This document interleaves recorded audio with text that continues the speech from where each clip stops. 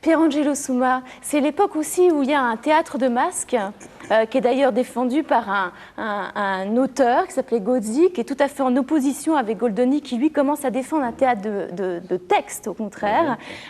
Quels étaient ces masques? On connaît bien évidemment Harlequin. Oui, c'était des masques qui venaient un peu de tous les parts d'Italie, de toutes les parts différentes villes.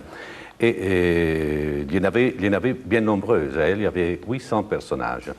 800 personnages, chaque personnage représentait l'esprit d'une ville, d'un village, de la manière d'être.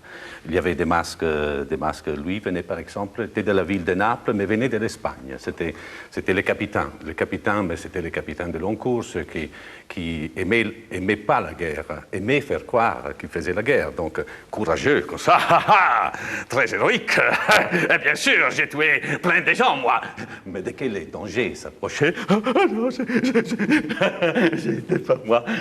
Et comme tous les masques, les capitaines comme les autres, ont un côté et l'autre contraire.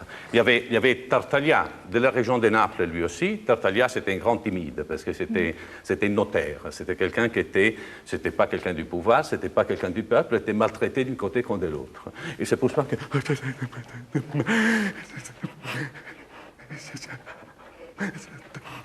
Mais, comme tous les masques, avec son contraire, le timide, qu'on peut enfin s'exprimer, un tueur terrible.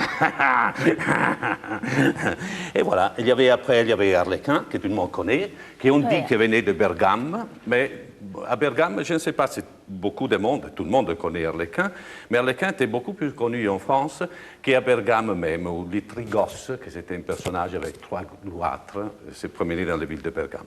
Mais lui vient de Bergame, malgré tout. C'était un émigré qui part, arrive à Venise et découvre une ville où il y a plein de gens comme ça, différentes, donc il les découvre. Oh.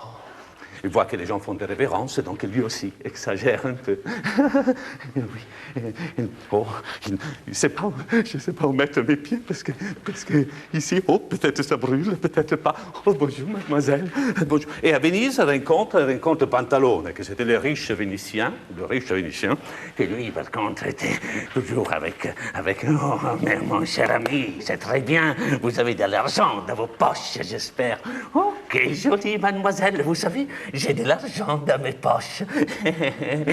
Vous avez quelque chose à faire ce soir? Mais donnez-moi votre argent, monsieur. C'est pas si facile que ça, vous voyez. Et voilà, et donc on passait le même. Je ne pourrais pas courtiser comme ça, une demoiselle.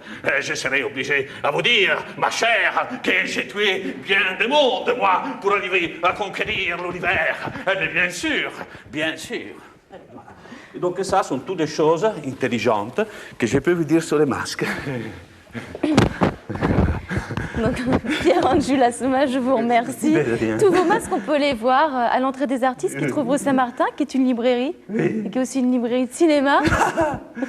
Et puis, moi, je voudrais vous proposer aussi un ouvrage, quelques ouvrages. Il y a le roman de Venise, d'Agnès Michaud, qui reprend un peu toute la Venise de cette époque. On retrouve plein d'extraits de tous les auteurs.